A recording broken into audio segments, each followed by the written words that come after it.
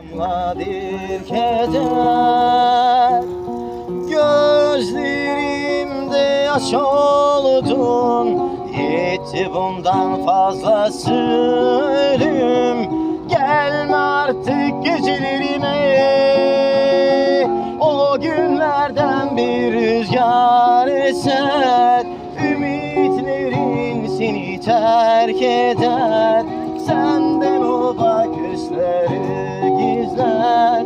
Kapkaranlık bir keder, hayatta paylaşmaya değer.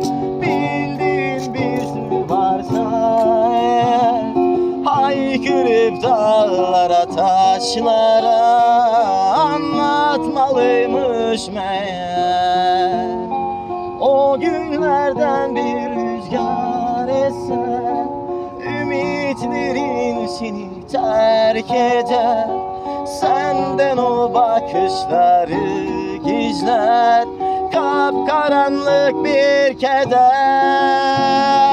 Hayatta paylaşmaya değer, bildiğin bir sır varsa eğer, haykırıp dağlara taşlara anlatmalıymış